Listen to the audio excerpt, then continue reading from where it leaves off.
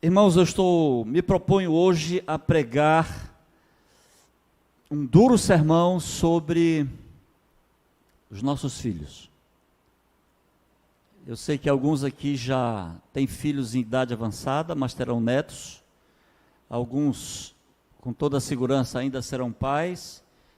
E outros, com certeza, são pais que estão aí na lide, na luta de educarem seus queridos filhos. Vamos ler o Salmo 128. Salmo 128, eu queria ler do verso 1 ao verso 4.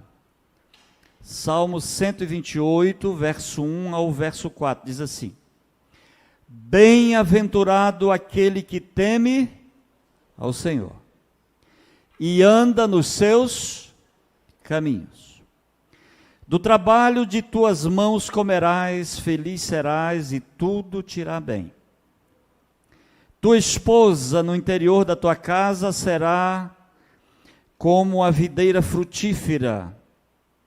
Teus filhos, grave isso aí, teus filhos, como rebentos da oliveira à roda da tua mesa. Nós, pais, temos uma difícil e árdua missão na educação desses meninos e meninas que Deus colocou sobre nossa responsabilidade. A pergunta que eu faria é, para iniciar essa meditação, essa mensagem: aonde estão os nossos filhos? Onde estão os nossos filhos? Se Deus chegasse para você hoje e perguntasse onde estão os filhos que eu te dei, que resposta você daria? Eu não sou idiota, eu sei que muitos fazem uma opção equivocada da vida a partir de uma determinada idade. Porque Deus nos deu livre-arbítrio. E um jovem, um adolescente, um jovem que está entrando na fase adulta, ele pode fazer opções equivocadas, ainda que seus pais tenham dedicado tempo, tenham dedicado recursos, tenham dedicado carinho e amor na educação dos seus filhos. Isso é completamente possível. Mas eu entendo também que muitos de nós, pais, falhamos na condução desses meninos e meninas que Deus colocou em nossa responsabilidade. Por que será que os nossos jovens saem da igreja? Quem são os culpados? E agora falo de forma mais geral. Naturalmente, todo jovem é filho de alguém. Por que eles estão saindo da igreja? Eu queria mostrar aqui algumas estatísticas para vocês. David Trin, ele escreveu na review, ele disse o seguinte: a Igreja Adventista do Sétimo Dia está perdendo seus jovens. Esta é uma realidade praticamente em todas as partes.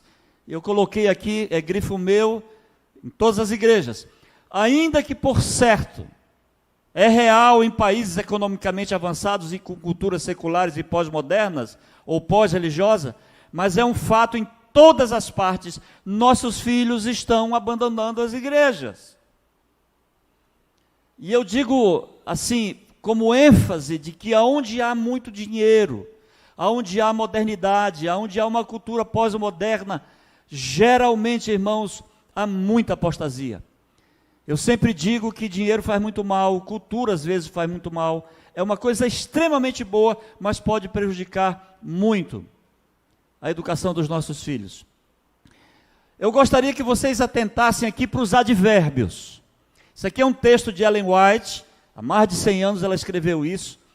E vejam aqui, atentem para os advérbios. Diz assim: a formação do caráter é a obra mais importante que já foi confiada aos seres humanos. Aí lá vem o primeiro: nunca seu cuidadoso estudo foi tão importante como hoje. Lá vem de novo: jamais qualquer geração prévia teve que enfrentar aflições tão intensas. Nunca antes os jovens foram defrontados por perigos tão grandes como hoje. Recentemente eu vi um pregador de uma determinada religião aí, do mundo evangélico, ele dizendo que a apostasia, que a perversidade e a maldade sempre estiveram presentes no mundo, num mesmo percentual. E nós não podemos aceitar isso. É claro que nós, adventistas, que pregamos a volta de Jesus, sabemos que quanto mais perto do fim estivermos, pior será. Nós vivemos hoje num mundo onde a moralidade, os princípios básicos de sobrevivência de um ser humano com dignidade estão sendo lançados por terra.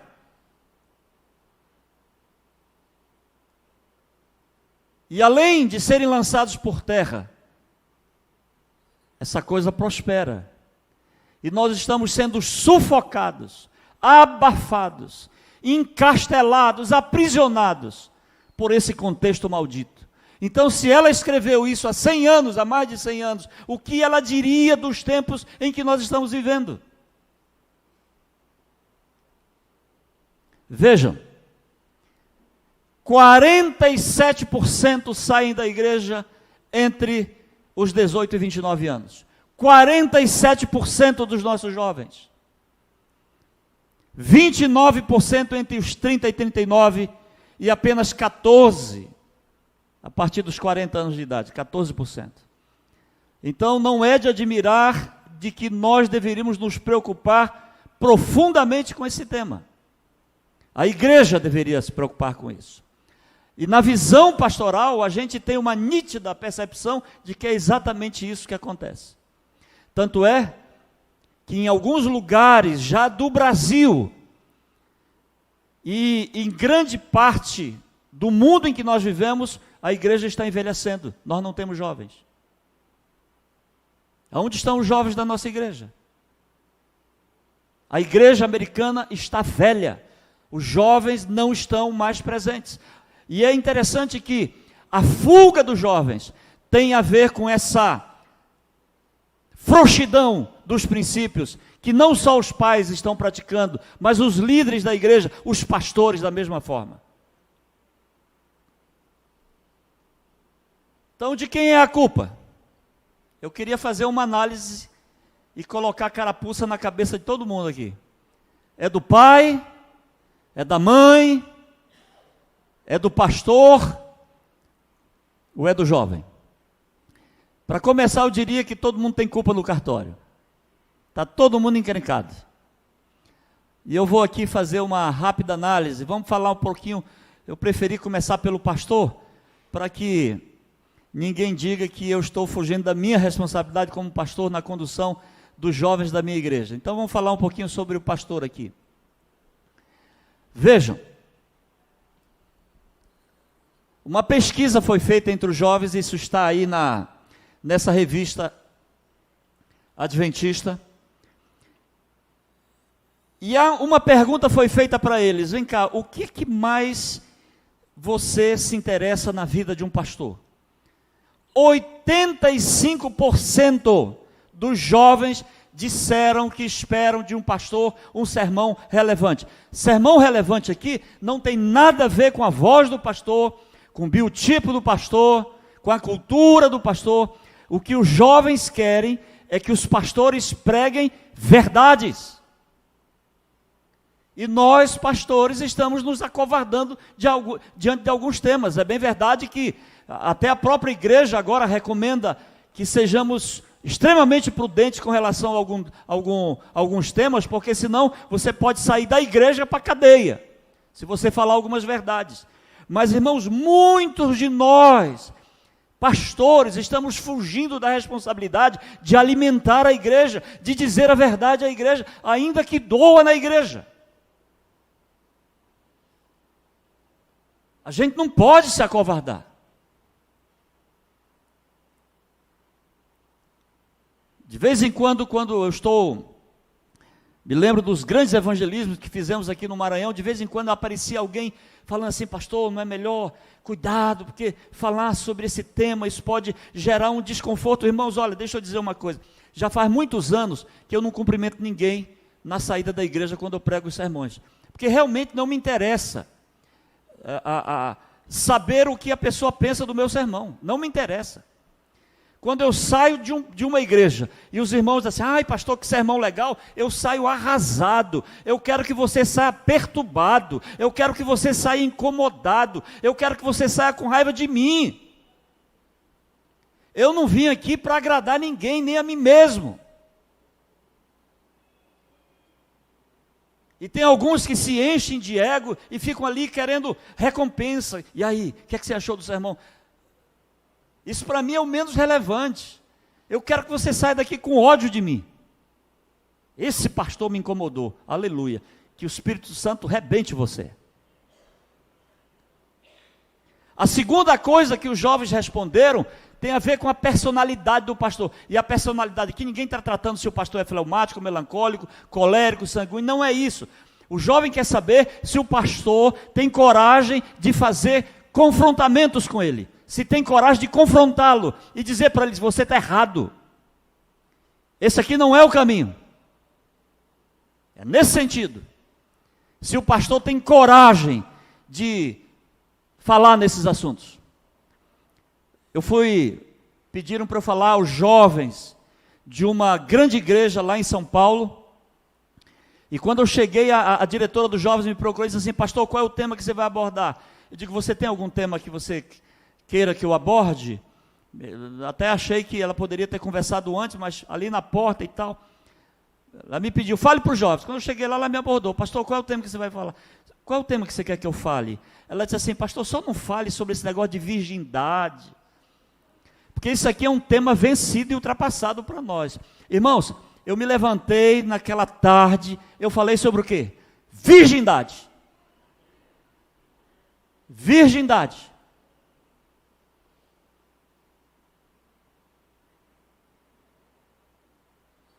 Tinha uma igreja na América que vivia me convidando para fazer semana. Ir para a América é legal, hein? Pagavam tudo. Quando eu terminava a semana, eles me davam ali 800, $1.000. E que legal. Aí me chamaram a primeira vez, me chamaram a segunda vez, me chamaram a terceira vez para fazer semana de oração lá.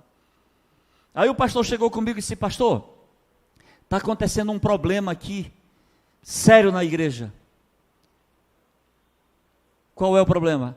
Quando termina o culto no sábado, todos os membros da igreja, ou quase todos, vão para restaurantes. Olive Garden, Cheesecake Factory. Todo mundo vai para restaurante. E o sábado perde a sua santidade de forma completa. Pastor, fale sobre isso. E eu preguei um sermão sobre o sábado, sobre a santidade do sábado, sobre os limites do sábado, sobre a geografia do sábado. E aí no meio do sermão eu aproveitei, irmãos, tem gente aqui, me falaram, que vai para restaurante no sábado. Eu não estou dizendo que numa situação especial, num caso raríssimo, o indivíduo não pode ficar sem comer, ninguém da igreja amparou, convidou ele para comer em algum lugar, e ele se sinta numa situação complicada, desconfortável, porque ele tem que colocar alguma coisa no estômago, que ele vai em algum lugar, compre alguma coisa. Eu não estou dizendo nesses casos mais, eu estou falando de pessoas que deliberadamente, de forma proposital, saem da igreja e vão para o restaurante. Sabe quando eles me convidaram de novo? Nunca mais. Você acha que eu estou preocupado com isso, irmãos?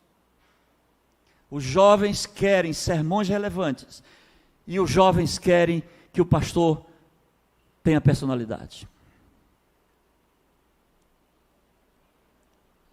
Eu vou pular esse texto aqui, nós estamos com tempo. Vamos falar um pouquinho dos jovens. Já falei do pastor, vamos falar um pouquinho dos jovens. Atenção, jovens. Atenção, filhos. 3 situações influenciam muito na debandada dos jovens da igreja. Primeiro, a faculdade. Eu vou aqui fazer uma ampliação, vou potencializar o tema aqui, não só a faculdade, o colégio que seus filhos estudam. O colégio que seus filhos estudam. As minhas filhas, e uma está bem ali sentada, estudaram muitos anos aqui na escola adventista aqui. Mas aquela engraçadinha ali um dia chegou para mim junto com a irmã dela. Disse assim, pai,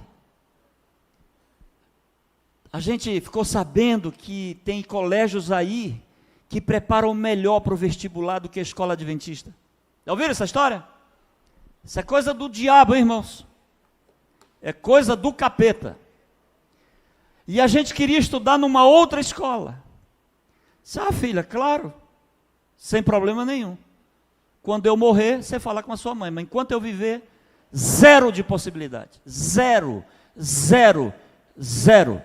Eu não estou dizendo, não quero ser irresponsável e dizer que a escola adventista é responsável integralmente pela educação dos nossos filhos. Não é isso, irmãos. A educação, ela é um conjunto de vários fatores que tem a ver com a sua postura como pai, como mãe, com os cultos que você faz, com a religião que você vive, com o ar que você respira, com a escola que seu filho estuda. São vários fatores. Mas assim, eu me sinto mal quando eu vejo pais que podem pagar um estudo na escola adventista para os seus filhos e e tem preferência para as outras escolas. Irmãos, não brinque com a salvação dos seus filhos. Eu não sei onde o Felipe estuda, mas eu trouxe o uniforme da escola adventista para dar de presente para ele. É didático. E isso não atrapalhou em nada a vida acadêmica da minha filha. Em nada. A minha igreja, onde eu sou pastor, eu tomei uma decisão de ajudar aqueles que não podem a colocar na escola adventista, porque educação boa custa caro. E nós pagamos 10 alunos, numa igreja de 300 membros, nós pagamos 10 alunos para estudarem nas escolas adventistas. E já não temos mais essa consciência, irmãos. Segunda coisa é o emprego, que influencia muito, não só pelo contexto de perversidade e malignidade que existe na ambiência, mas também por causa do sábado. Tem muita gente abrindo mão da sua fé por causa do sábado, mas tem muita gente abrindo mão da vida por causa do sábado. Tem muita gente perdendo emprego por causa do sábado. Tem gente passando perrengue por causa do sábado. Esses serão recompensados pelo Senhor. Aliás, nós como adventistas do sétimo dia estamos enfrentando um problema seríssimo com relação ao sábado, irmãos.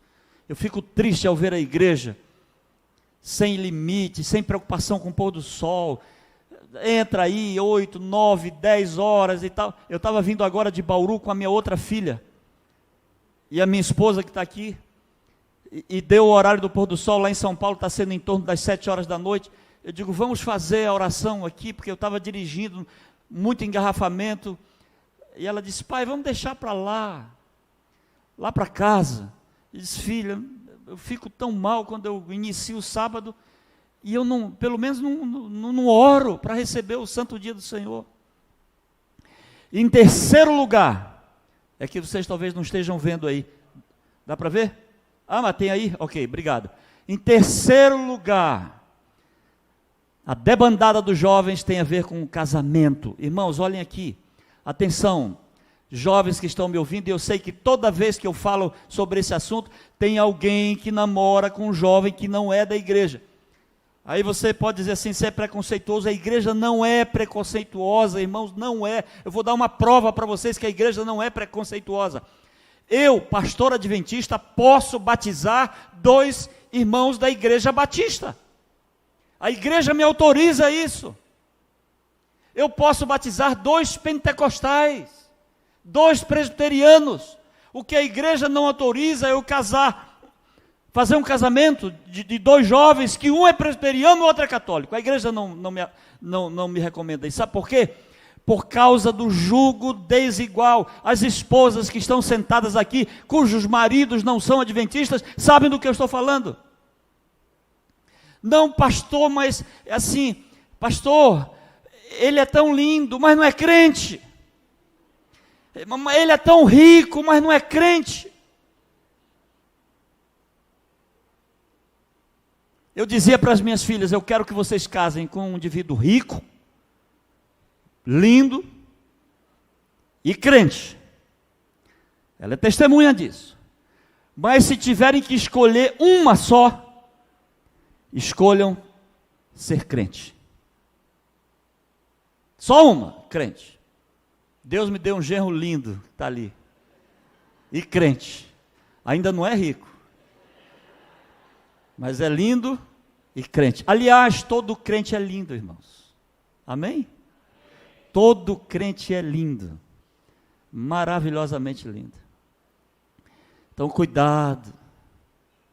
Eu já vi tanta gente sofrer, eu já vi tanta gente chorar, por causa de decisões como estas aí, de que resolveram enveredar. Aí sabe o que as pessoas dizem? Realmente, se eu descer tem problema para a transmissão? Tem? Tem, tá.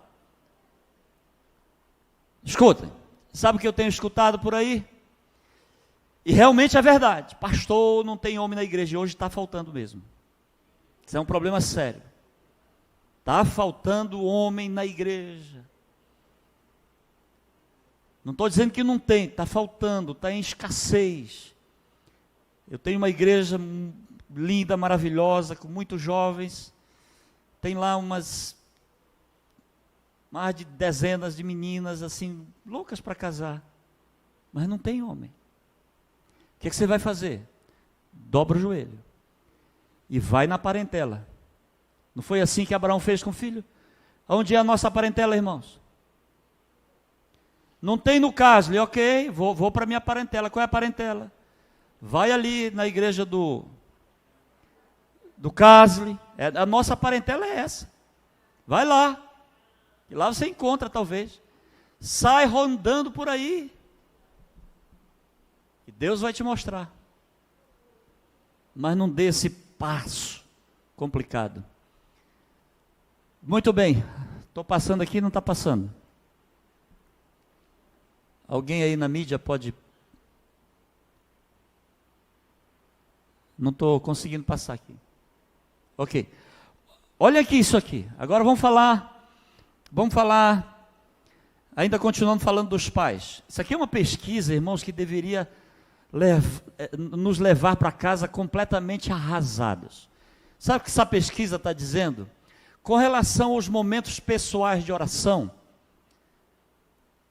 apenas 44% das nossas crianças participam de momentos de oração ou com os pais ou sozinhas.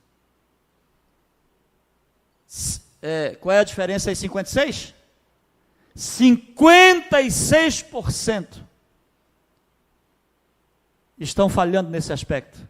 E escutem, e 14% das nossas crianças adventistas não oram, não participam, não escutam uma oração de forma nenhuma.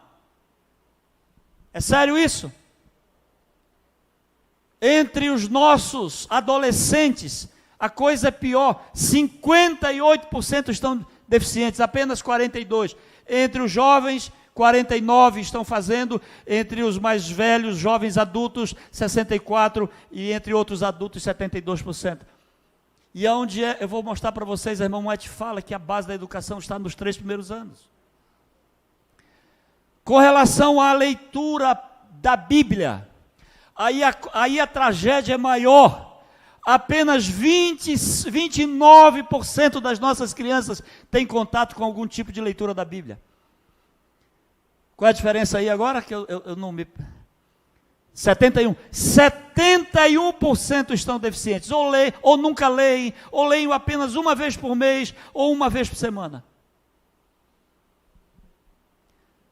Pergunto, é trágico ou não é? Sim ou não, irmãos? E aí, de vez em quando, a gente fica perguntando por que os nossos filhos saem da igreja. Agora, olhem aqui, com relação ao estudo da lição, aí é pior. Que tragédia, 75%, 26% não estudam de jeito nenhum. 12% ali, de vez em quando, uma vez por semana, 18%, eu tenho que ver aqui, uma vez por mês e assim sucessivamente. Apenas 25%. Dos adultos, apenas 24%, dos jovens, apenas 27%, dos jovens adultos, 47%, dos outros adultos, 59%. Sabe o que significa? Que da galera que está toda aqui na igreja, praticamente a metade não estuda a lição da escola sabatina. Essa é a pesquisa. Não estuda. Escritos de Ellen White agora, aí veja, aí, Vocês sabem que a Europa já tem muitas igrejas, muita gente, o Gleice sabe disso, que já não acredita mais no Espírito de Profecia. Nossas crianças, 9% apenas, elas têm esses ensinamentos a respeito da nossa profetisa. 9%, Noleto, isso é sério. Isso é sério. Eu não sei como é que vocês fazem a adoração infantil aqui, mas a gente passou aí um trimestre estudando só sobre Ellen White. Por que a igreja fez isso? Para colocar na cabecinha das nossas crianças aquilo que os pais não estão colocando. Pais, deixai geralmente de começar vossa obra suficientemente cedo, permitis que Satanás ocupe o solo do coração, introduzindo a primeira semente. Quem é que está introduzindo a primeira semente? O inimigo. Tendes uma obra a fazer, a fim de que Satanás não consiga o domínio sobre vossos filhos, e os arranque de vós, antes que estejais fora dos vossos braços. Mães, deveis cuidar de que os poderes das trevas não dominem vossos pequeninos, deveis determinar que o inimigo não alvorará sua trevosa bandeira em vosso lar. De vez em quando eu conto histórias que aconteceram assim na minha casa e tal, mas um dia a Jéssica mesmo, ela começou a faculdade aqui no Selma, há alguns anos atrás, e ela disse assim: pai, tem alguém fora, tem uma pessoa na minha sala que não acredita em Deus. Eu digo: filha, se aproxime da pessoa, se aproxime, veja lá e tal. Aí ela fez uma pergunta que eu nunca esperava que ela fizesse. Aí ela disse assim: pai, e se eu parasse de acreditar em Deus, o que você ia fazer? Eu era presidente do campo aqui. Estava eu, minha esposa, ela, a outra filha, e eu dei uma resposta que ela nunca esperou que eu desse. Eu disse assim: eu prefiro que você morra antes. Eu prefiro perder você por um pequeno tempo do que perder você para a eternidade. Isso é sério, irmãos. Salvação dos nossos filhos é coisa séria.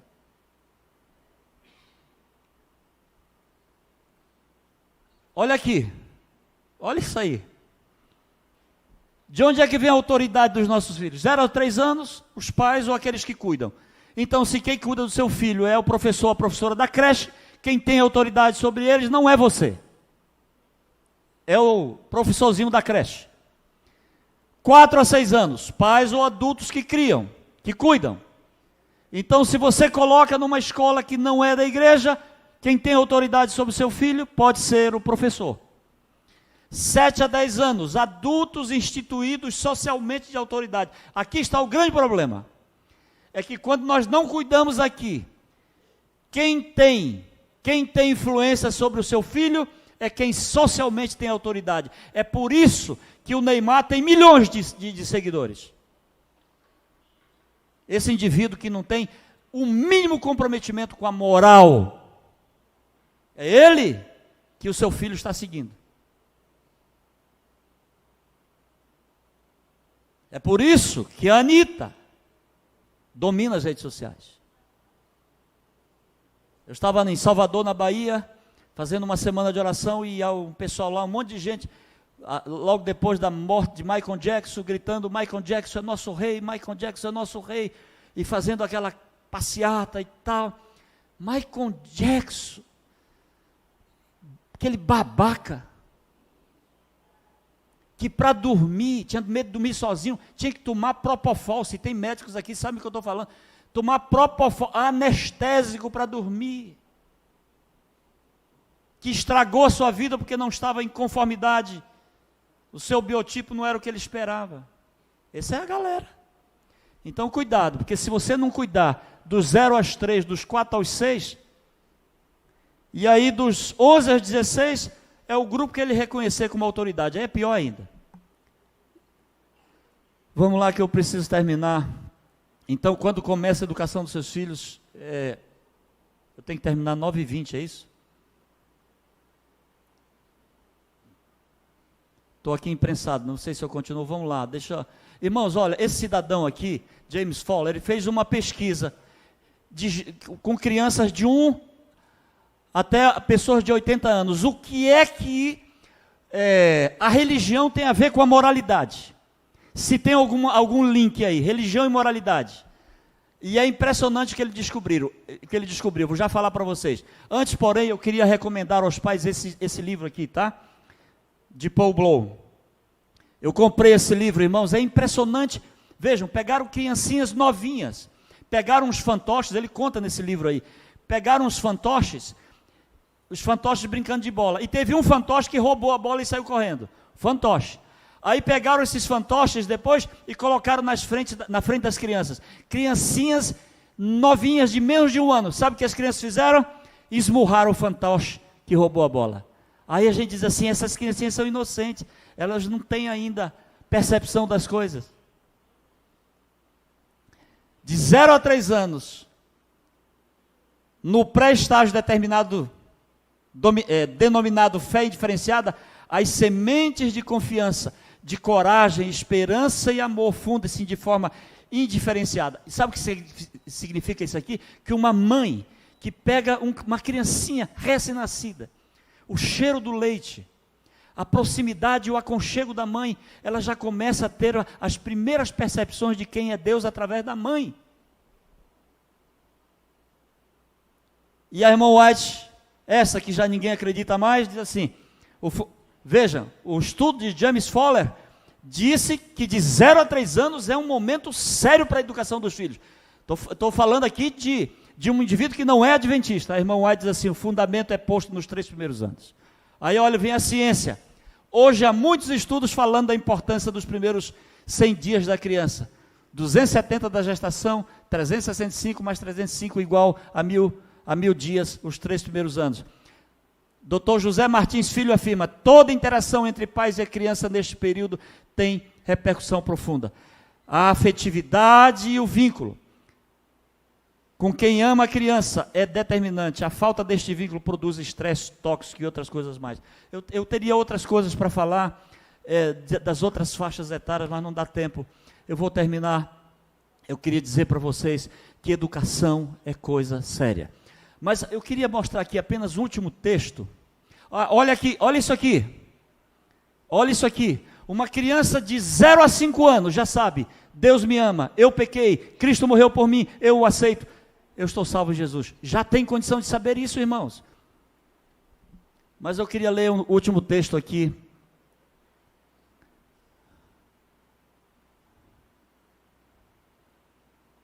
Muita coisa que eu queria falar, mas não vai dar. O que eu queria dizer, isso aí tem a ver com Filipe. Diz assim, as crianças de 8, 10, 12 anos já têm idade suficiente para serem dirigidas ao tema da religião individual. Já tem condição. E eu fico louco, maluco, quando um filho de 8 anos de idade, adventista, já aventureiro, pede para o pai para ser batizado, e o pai diz assim, não, é muito novinho ainda, vai catar coquinho, meu irmão. Religião é coisa séria. Minhas filhas começaram a vir para os apelos que eu fazia, e tal, e vieram, e aí chegou o dia da mais velha ser batizada, a outra não tinha completado 8 anos ainda, queriam batizar junto, vou batizar. Estão aí na igreja. E vou dizer mais para vocês, eu prefiro batizar 10 vezes do que não batizar nenhuma. E é com muita alegria no meu coração que eu vou batizar o Felipe hoje. Vem cá, Felipe, comigo. Um menino que foi criado nos princípios da igreja. Gleide, tu vem cá, Karina, também. Estou muito feliz em batizar você, viu? Muito feliz. Que você possa se desenvolver para a honra e glória de Deus. Eu quero um dia ver você pregando aqui no púlpito. Namorando com uma menina da igreja e casando com uma menina da igreja. Amém? Me ajudem aí, irmãos. Eu tenho algumas perguntas fáceis, apesar de que você é muito inteligente. Mas são fáceis. Eu queria saber se você aceita Jesus como teu Salvador. Sim. Amém. Eu queria saber se você crê em Deus Pai, Deus Filho e Deus Espírito Santo. Sim. Que beleza. Felipe, eu queria também saber se você está disposto a viver os princípios da Igreja Adventista, que estão aqui na Palavra de Deus. Eu vou dar o exemplo de alguns: vestuário, não comer aquilo que é inapropriado, não fumar, não beber, viver para Cristo, como deve viver um jovem adventista. Sim. Você, quando estiver trabalhando e ganhando muito dinheiro, muito, igual o seu pai, eu queria saber se você está disposto a devolver os dízimos e dar ofertas para a gente ajudar a pregar o Evangelho nesse mundo. Sim. Amém. Você quer ser batizado hoje como Jesus foi batizado, em nome do Pai, do Filho e do Espírito Santo? Sim. Você quer ser um discípulo de Jesus? Ou seja, ajudar outras pessoas também a encontrar esse caminho? Sim. Amém. Eu estou muito feliz. Quantos estão felizes? Levantem as mãos. Olha aí, Felipe, está todo mundo torcendo por você, tá bom? Fazer uma breve oração e a gente se encontra já já dentro do tanque. Fecha os olhos. Obrigado, Pai, pela vida do Felipe, do Gleidsto, da Karine. Eu sei que é uma alegria muito grande eles estarem conduzindo o filho a esse momento tão especial. Eu quero orar por ele, mas quero orar também por pais e mães que estão aqui e têm a dura missão de também educarem seus filhos. Perdoa os nossos pecados, Pai, nos abençoe e salva os nossos herdeiros, em nome de Jesus. Amém.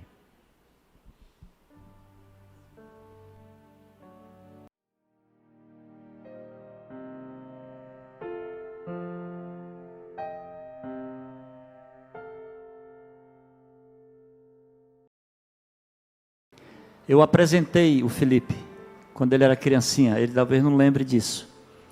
Agora eu estou batizando. Provavelmente eu vou estar aposentado e quero casar o Felipe também. Quero apresentar o filho do Felipe. Diga um amém por mim aí, porque eu vou viver muito. Tá bom? Eu fico feliz com isso. Então, Gleidson, é uma honra. Karine, obrigado por esse privilégio que vocês me deram. E eu vou nesse momento com muita alegria no meu coração, diante da Igreja de Deus, diante dos santos anjos, da Santíssima Trindade, como pastor devidamente ordenado para esse ministério.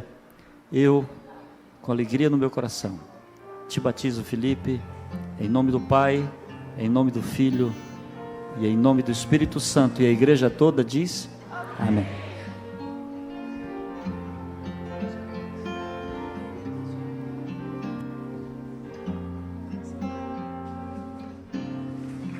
Todos vós que tendes sede, vinde às águas, e quem já se sente perdido, vinde tomar e beber, e inclinem seus ouvidos, e vossa alma viverá. Quem estiver com sede, vinde às águas. Vou chamar a secretária da igreja. Pode aumentar o volume aqui um pouquinho?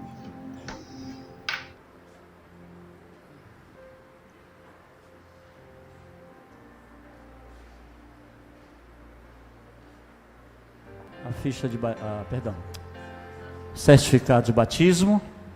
Está aqui Felipe Figueiredo Reis, batizado no dia 30 de dezembro. Vai ser uma data bem legal, né? Porque todo início de ano a gente comemora juntos aí. Aqui está o certificado de batismo. Isso aqui é a Bíblia. A Bíblia, estudo bíblico também. É sua Bíblia, tá bom, Felipe? E eu trouxe um presentinho, pode abrir, porque isso aqui eu faço até questão de mostrar para o uniforme da escola adventista, tá? Entendeu, Felipe? Entendeu?